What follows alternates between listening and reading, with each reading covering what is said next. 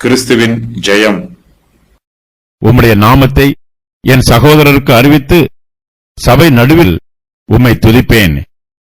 கர்த்தருக்கு பயப்படுகிறவர்களே, அவரை துதியுங்கள். யாக்கோபின் சந்ததியாரே, நீங்கள் எல்லாரும் அவரை கனம் பண்ணுங்கள்.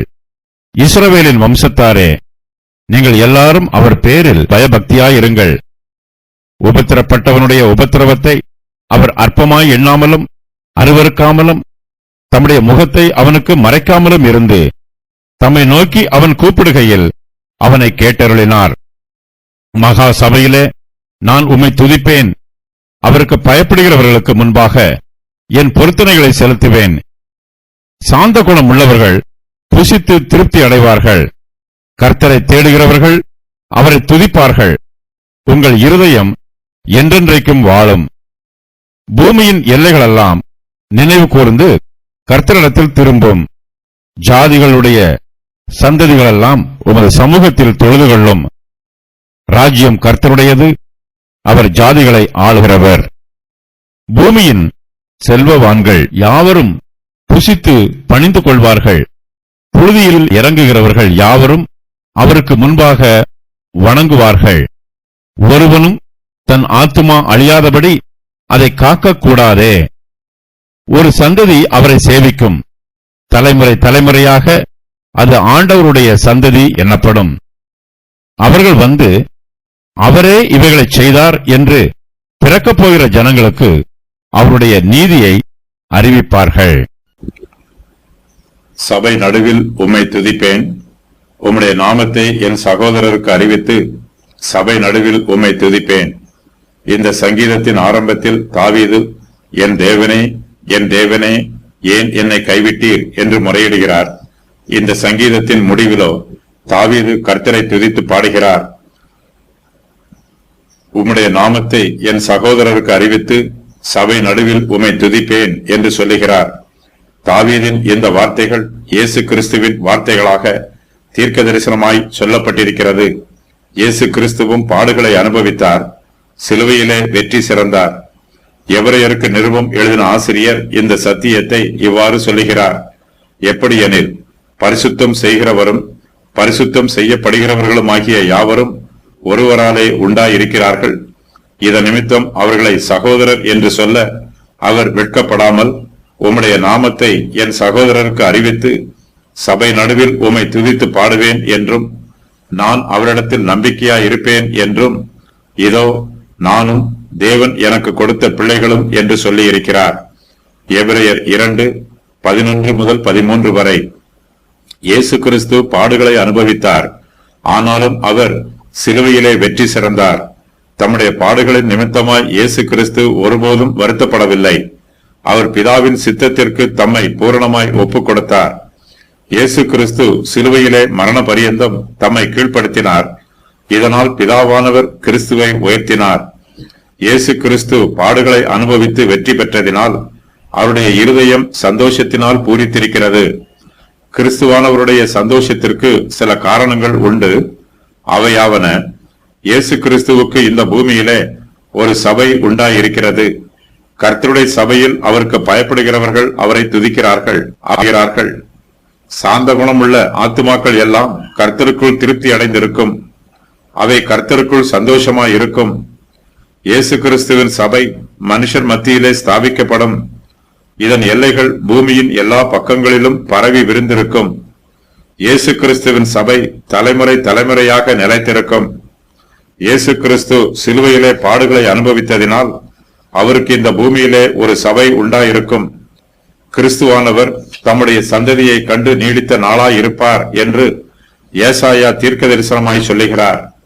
கர்த்தரோ அவரை நொறுக்க சித்தமாகி அவரை பாடுகளுக்கு உட்படுத்தினார். அவருடைய ஆத்துமா தன்னை குற்ற நிவாரண பலியாக ஒப்புக் கொடுக்கும் போது அவர் தமது சந்ததியை கண்டு நீடித்த நாளாய் இருப்பார். கர்த்தருக்கு சித்தமானது அவர் கையினால் வாய்க்கும். ஏசாயா 53:10. தாவீது கர்த்தருடைய நாமத்தை தன்னுடைய சகோதரருக்கு அறிவிப்பார். அவர் சபை நடுவிலே கர்த்தரை துதிப்பார். இயேசு கிறிஸ்துவின் சுவிசேஷம் மனுஷர் மத்தியிலே தெளிவாக பிரசங்கிக்கப்படுகிறது. கிறிஸ்துவின் சுவிசேஷம் மாசில்லாத சுத்த சுவிசேஷம். கிறிஸ்துவின் சுவிசேஷம் தேவனுடைய நாமத்தை அறிவிக்கிறது. கிறிஸ்துவின் சுவிசேஷம் ஜனங்களை அவரிடத்தில் அழைக்கிறது. இயேசு கிறிஸ்துவின் மூலமாய் ஜனங்களுக்கு தேவனை கண்டடையும் சிலாக்கியம் கிடைத்திருக்கிறது. இயேசு கிறிஸ்துவின் சுவிசேஷத்தை ஏற்று அவரிடத்தில் வருகிறவர்கள் அவரோடு நெருங்கி ஐக்கியத்தில் இருப்பார்கள். கிறிஸ்துவானவர் தம்மை பின்பற்றுகிறவர்களை சகோதரரே என்று அழைக்கிறார். நாம் கிறிஸ்துவுக்கு சிநேகிதராகவும் சகோதரராகவும் இருப்பது நமக்கு கிடைத்திருக்கிற பெரிய சிலாக்கியம். தேவனுடைய குடும்பத்தில் அவர் நம்மையும் அங்கீகரித்திருக்கிறார். இதுவரையிலும் யூதர்கள் மாத்திரமே கர்த்தருடைய வாக்குத்தத்தத்தின் பிள்ளைகளாய் இருந்தார்கள். அவர்கள் மாத்திரமே தேவனுக்கு உடன் சுதந்திரராய் இருந்தார்கள். இயேசு கிறிஸ்துவின் மூலமாய் புறஜாதியாரும் தேவனுடைய சமூகத்தில் பிரவேசிக்கும் சிலாக்கியத்தை பெற்றிருக்கிறார்கள். பழைய ஏற்பாட்டு காலத்தில் யூதர்களுக்கு மாத்திரம் கிடைத்த ஆசீர்வாதம் புதிய ஏற்பாட்டு காலத்தில் இயேசு கிறிஸ்துவின் மூலமாய் எல்லா ஜாதியாருக்கும் பொதுவானதாயிற்று. இயேசு கிறிஸ்து உலக இரட்சகர். கிறிஸ்துவின் சரீரத்தில் யூதரும் பிரஜாதியாரும் அங்கம் வகிக்கிறார்கள். இயேசு கிறிஸ்து தம்முடைய பிள்ளைகளை சகோதரர் என்று சொல்ல வெட்கப்படுவதில்லை. கிறிஸ்துவானவர் தம்முடைய சகோதரர் எல்லோரையும் ஒரே பரிசுத்த சபையாக கூட்டிச் சேர்க்கிறார். இந்த சபையை வேத பண்டிதர்கள் உலக சபை என்றும் பொதுவான சபை என்றும் சொல்லுகிறார்கள். இந்த பூமியிலே சபை பிரிவுகள் இருக்கலாம், ஏராளமான ஊழிய ஸ்தாபனங்கள் இருக்கலாம், சபைகளுக்கு வெவ்வேறு பெயர்கள் இருக்கலாம். இயேசு கிறிஸ்துவே எல்லா சபைகளுக்கும் தலையாய் இருக்கிறார். அவர் தம்முடைய பரிசுத்தவான்கள் எல்லோரையும் உலக சபையாக கூட்டிச் சேர்க்கிறார். இயேசு கிறிஸ்து யூத ஜனங்களுக்காக மாத்திரமல்ல, சிதறி இருக்கிற தேவனுடைய பிள்ளைகளை ஒன்றாய் சேர்க்கிறதற்காகவும் மரித்தார். காலங்கள் நிறைவேறும் போது விளங்கும்படி நியமித்தின்படி பரலோகத்தில் இருக்கிறவைகளும் பூலோகத்தில் இருக்கிறவைகளுமாகிய சகலமும் கிறிஸ்துவுக்குள்ளே கூட்டப்படும். நாம் இந்த பூமியிலே வெவ்வேறு சபைகளில் அங்கத்தினர்களாக இருந்தாலும் இயேசு கிறிஸ்துவின் மகா பிரதான சபையிலும் அங்கத்தினர்களாக இருக்கிறோம். ஸ்தல சபைகளில் இருக்கிற நாம் இயேசு கிறிஸ்துவின் உலக சபையிலும் அங்கத்தினராய் இருக்கிறோம். கர்த்தருடைய பிள்ளைகள் எல்லோரும் யாக்கோபின் சந்ததியாராயும் இஸ்ரவேல் ஜனமாயும் இருக்கிறார்கள். இவர்கள் யூதர்களாகவும் இருக்கலாம், புறஜாதியாராகவும் இருக்கலாம். இவர்கள் எல்லோருக்கும் ஆபிரகாமின் ஆசீர்வாதத்தில் பங்கு உண்டு. விசுவாச மார்க்கத்தார் எவர்களோ அவர்களே ஆபிரகாமின் பிள்ளைகளாய் இருக்கிறார்கள். இயேசு கிறிஸ்துவின் பிரமாணத்தின்படி நடந்து வருகிறவர்கள் எவர்களோ அவர்களுக்கும் தேவனுடைய இஸ்ரவேலருக்கும் சமாதானமும் இரக்கமும் உண்டாயிருக்கும். பவுல் சுவிசேஷ சபையை தேவனுடைய இஸ்ரவேலர் என்று சொல்லுகிறார். கர்த்தருக்கு பயப்படுகிறவர்கள். கர்த்தருடைய சபையார் கர்த்தரை அதிகமாய் கனப்படுத்த வேண்டும், அவரை மகிமைப்படுத்த வேண்டும். மகா சபையிலே நான் உம்மை துதிப்பேன் என்று தாவீது சொல்லுகிறார். கர்த்தருக்கு பயப்படுகிறவர்கள் அவருடைய சபையிலே கூடி வருகிறார்கள். கர்த்தருடைய பரிசுத்த ஸ்தலத்திலே அவர்கள் தேவனை மகிமைப்படுத்துகிறார்கள். சபையிலே கூடி வந்திருக்கிற பரிசுத்தவான்களுக்கு முன்பாக தாவீது தன்னுடைய பொருத்தனைகளை செலுத்துவதாக வாக்கு பண்ணுகிறார்.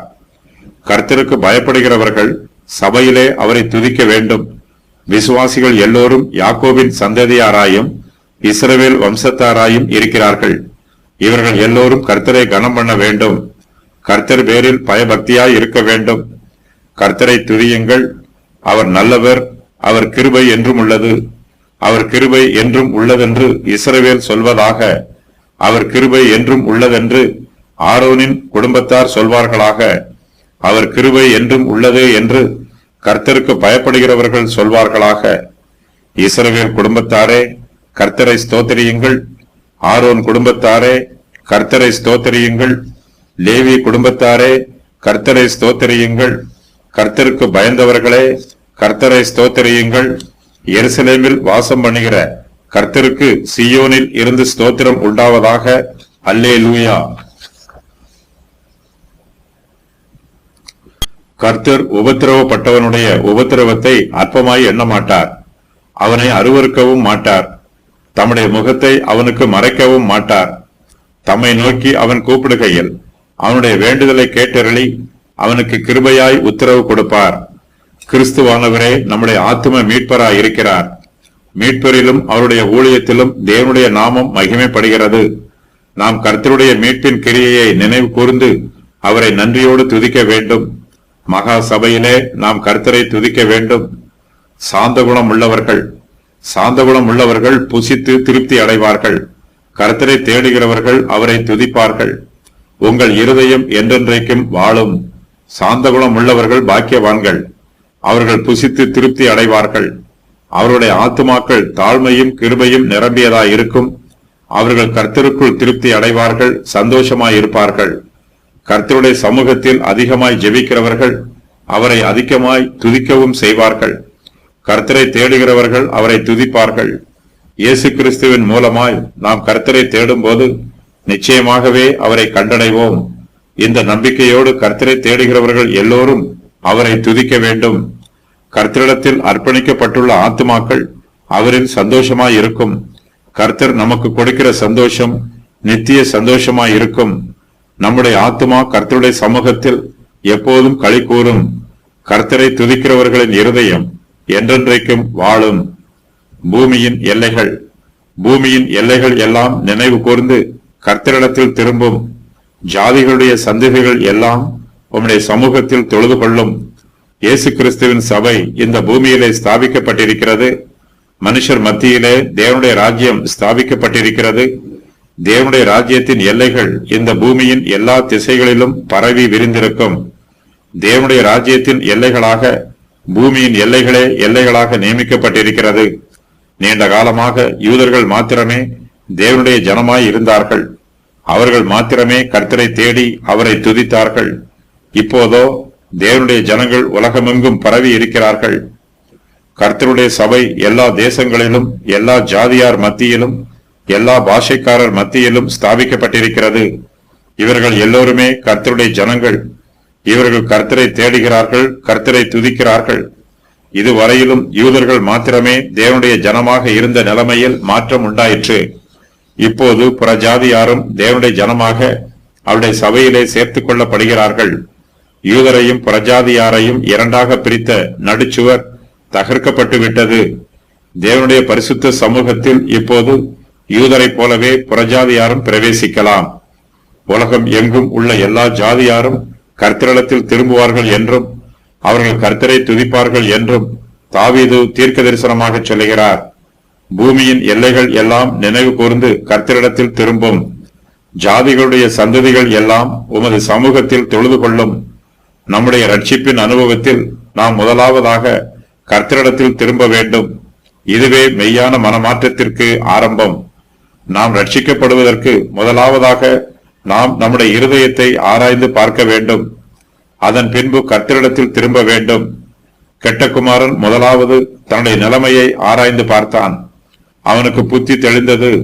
அதன் பின்புதான் அவன் தன்னுடைய தகப்பனிடத்திற்கு வந்தான்.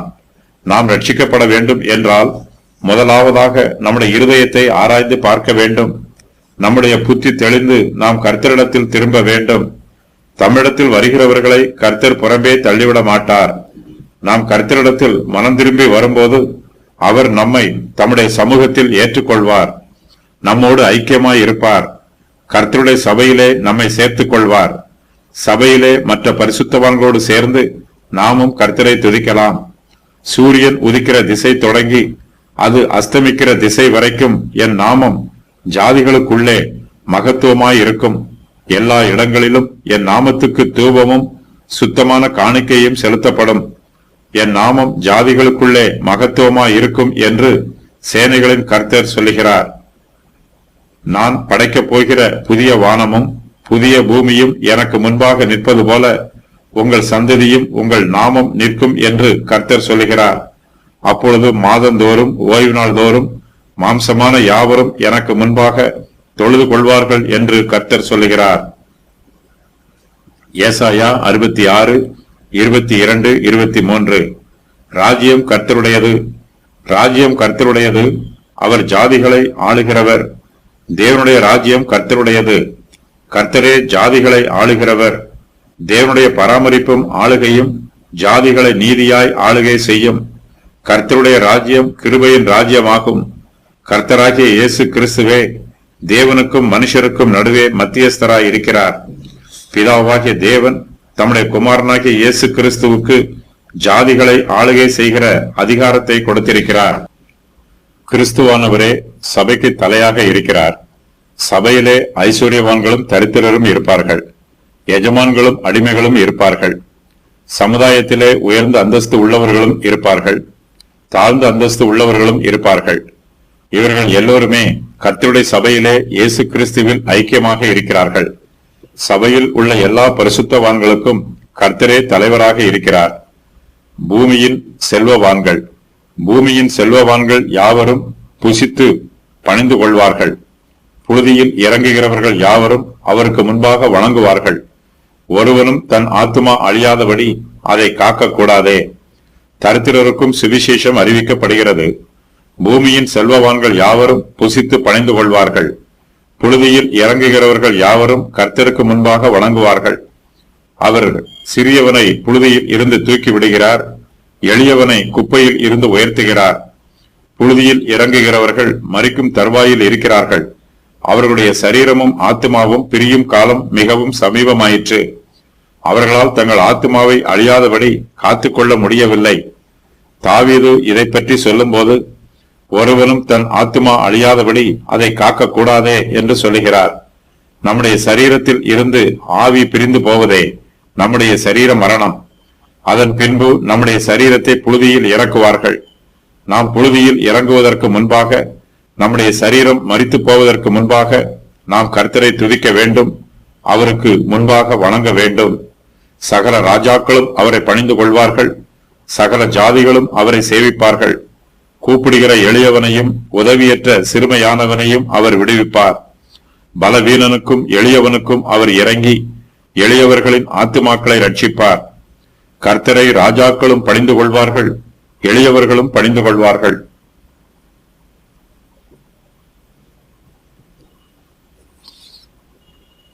நம்முடைய ஆத்துமா அழியாதபடி அதை நம்மால் காத்துக்கொள்ள முடியாது. நம்மால் முடியாத காரியத்தை கர்த்தரிடத்தில் ஒப்புக் கொடுக்க வேண்டும். கர்த்தருடைய சமூகத்தில் விசுவாசத்தோடும் கீழ்ப்படிதலோடும் வந்து நம்முடைய ஆத்துமாவை கர்த்தராகிய இயேசு கிறிஸ்துவிடம் ஒப்புக் கொடுக்க வேண்டும். அவரே ஆத்தும இரட்சகர். அவரால் மாத்திரமே நம்முடைய ஆத்துமாவை ரட்சிக்க முடியும். நம்முடைய ஆத்துமாவுக்கு அவரால் மாத்திரமே நித்திய ஜீவனை கொடுக்க முடியும்.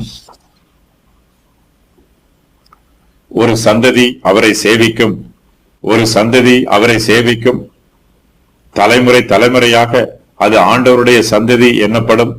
அவர்கள் வந்து அவரே இவைகளை செய்தார் என்று பிறக்கப் போகிற ஜனங்களுக்கு அவருடைய நீதியை அறிவிக்கும் சபை மனுஷர் மத்தியிலே தேவனுடைய ராஜ்யமாக ஸ்தாபிக்கப்பட்டிருக்கிறது. கிறிஸ்துவின் சபையானது எல்லா காலங்களின் வழியாகவும் கடந்து வரும். சபை அழிந்து போகாது. ஒரு சந்ததி அவரை சேவிக்கும். கர்த்தருக்கு மீதமானவர்கள் எல்லா ஜாதியார் மத்தியிலும் எல்லா காலங்களிலும் கர்த்தரால் பாதுகாக்கப்படுவார்கள். அந்த சந்ததி தலைமுறை தலைமுறையாக ஆண்டவருடைய சந்ததி என்று அழைக்கப்படும். கர்த்தர் நேற்றும் இன்றும் என்றும் மாறாதவர். நம்முடைய முற்பிதாக்களுக்கு கர்த்தர் எப்படி கிருபை காண்பித்தாரோ அப்படியே நமக்கும் காண்பிப்பார். அப்படியே நம்முடைய சந்ததியாருக்கும் காண்பிப்பார். ஆண்டவருடைய சந்ததி என்று அழைக்கப்படுகிறவர்கள் அவர்களுடைய காலத்தில் வருவார்கள். கர்த்தர் தங்கள் முன்னோருக்கு காண்பித்த கிருபைகளை பற்றி அவர்களுக்கு தெரியும். கர்த்தர் தங்களுக்கும் கிருபை காண்பிப்பார் என்று அவர்கள் கர்த்தர் மேல் நம்பிக்கை வைத்திருப்பார்கள். கர்த்தரே இவைகளை செய்தார் என்று இனிமேல் பிறக்கப் போகிற ஜனங்களுக்கு கர்த்தருடைய நீதியை அறிவிப்பார்கள். இவர்கள் மூலமாய் கிறிஸ்துவின் சுவிசேஷம் ஒவ்வொரு சந்ததியாக கடந்து வரும். இவர்கள் தங்கள் காலத்தில் உள்ள ஆத்துமாக்களின் நன்மைகளுக்காகவும் ஆசீர்வாதங்களுக்காகவும் ஊழியம் செய்வார்கள். நாம் இந்த சங்கீதத்தை பாடும்போது இயேசு கிறிஸ்துவின் நாமத்தை மகிமைப்படுத்துகிறோம். அவருக்குள் மகிழ்ந்து களி கூறுகிறோம். கர்த்தருடைய பரிசுத்தவான்கள் இயேசு கிறிஸ்துவை துதிப்பதையும் கனம் பண்ணுவதையும் பார்த்து நமக்கு மிகுந்த சந்தோஷம் உண்டாகும். பூமியிலும் வானத்திலும் கர்த்தரை துதிக்கிற பரிசுத்தவான்களின் கூட்டம் இருக்கும். கர்த்தர் நம்மையும் அந்த கூட்டத்தில் ஒருவராக சேர்த்திருப்பது நமக்கு கிடைத்திருக்கிற பெரிய சலாக்கியம். 1000 வருஷ அரசாட்சியின் ஆசீர்வாதங்கள். உம்முடைய நாமத்தை என் சகோதரருக்கு அறிவித்து சபை நடுவே உம்மை துதிப்பேன். புறஜாதியார் கர்த்தரை துதிப்பார்கள், அவரை துதியுங்கள். இஸ்ரவேலின் வம்சத்தார் அவர் பேரில் பயபக்தியாய் இருப்பார்கள். உபத்திரவப்பட்டவனை அற்பம் என்று அருவருக்க மாட்டார்கள். உபத்திரவப்பட்டவன் கூப்பிடுகையில் அவனை கேட்டருளினார். மகா சபையிலே மேசியா கர்த்தரை துதிப்பார். அவருக்கு பயப்படுகிறவர்களுக்கு மேசியா தம் பொருத்தனைகளை செலுத்துவார். சாந்த குணம் உள்ளவர்கள் புசித்து திருப்தி அடைவார்கள். கர்த்தரை தேடுகிறவர்கள் எல்லோரும் எங்கும் அவரை துதிப்பார்கள். உங்கள் இருதயம் என்றென்றைக்கும் வாழும். பூமியின் எல்லைகள் எல்லாம் நினைவு கூர்ந்து கர்த்தரிடத்தில் திரும்பும். ஜாதிகளுடைய சந்ததிகள் எல்லாம் உமது சமூகத்தில் தொழுது கொள்ளும். ராஜ்யம் கர்த்தருடையது, அவர் ஜாதிகளை ஆளுகிறவர். உலகத்தின் ராஜ்யங்களை சதா காலங்களிலும் கிறிஸ்து ராஜ்யபாரம் பண்ணுவார். பூமியின் செல்வவான்கள் யாவரும் தேவனை பணிந்து கொள்வார்கள். சத்துருக்கள் யாவரும் அவருக்கு முன்பாக வணங்குவார்கள். தேவனே எல்லோருக்கும் நித்திய ஜீவனின் ஆதாரமாய் இருப்பார். ஒரு சந்ததி மேசியாவை சேவிக்கும். தலைமுறை தலைமுறையாக அது ஆண்டவருடைய சந்ததி எனப்படும். மேசியாவின் சந்ததி நித்திய சந்ததியாக இருக்கும். அவர்கள் வந்து அவரே இவைகளை செய்தார் என்று பிறக்கப் போகிற ஜனங்களுக்கு அவருடைய நீதியை அறிவிப்பார்கள்.